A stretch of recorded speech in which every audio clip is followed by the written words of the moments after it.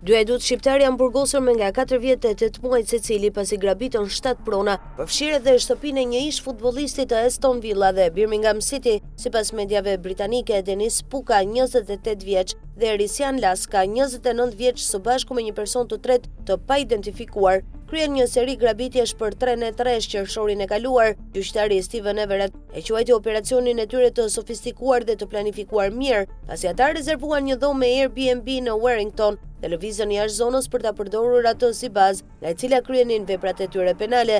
Makina e tyre ishte një Seat Leon e transportuar nga Sheffield, e cila ishte e pajisur me 3 targa të falsifikuara. Gjatë bastisjeve, të pandehurit ishin pajisur me maska, mjete dhe radiodore. Shtëpia ish lojtarit të Aston Villa, Scott Hogan, i cili tani luan si sulmuesi Milton Keynes Dons, ishte ndër pronat e përzgjedhura midis 5 dhe 7 qershorit. Hogan, 33 vjeç, u zgjua nga drita e një elektriku që ndriçonte nga dritarja e dhomës së tij të gjumit rreth orës 23:30 mbrëmjes, më 7 qershor. Prokurori Anardin Nemat tha se gruaja e atëhershme shtatzën e futbollistit dhe vajza e tij e vogël ishin gjithashtu në shtëpi në atë moment. Asgjë nuk u vodh, tha prokuroria, por që atëherë Hogan kishte instaluar një sistem të ri sigurie për të mbrojtur familjen e tij të re. Në një deklaratë personale të lexuar në gjykat, Hogan tha se incidenti kishte çuar në shumë net pa gjumë, plot stres dhe ankth. Dy banesat të tjera ishin vënë në shënjestër atë mbrëmje. Në njërin prej tyre ata mundën të hynin duke plaçkitur çdo dhomë, përveç asaj të gjumit ku flinin viktimat e tyre. Të pandehurit sulmuan prona në Grapon Hall, Knatsford dhe Northwich. Në ato pasardhëse,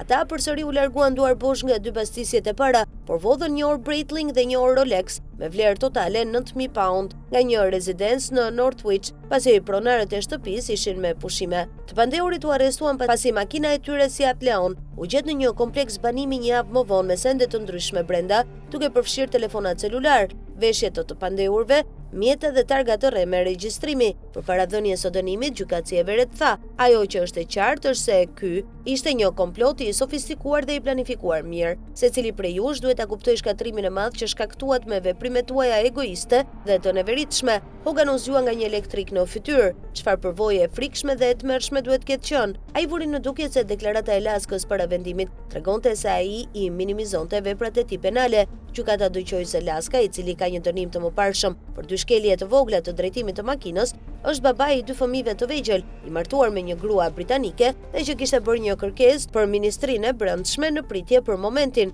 Avokati Phil Edsbury, që mbrojti Pukën, tha se klientit të tij ishte dhënë leje e pacaktuar për të qëndruar në Mbretërinë e Bashkuar. Laska dhe Puka u deklaruan fajtor në një seancë të pamparshme dëgjimore për 7 akuza për kryerjen e vjedhjeve me thyerje.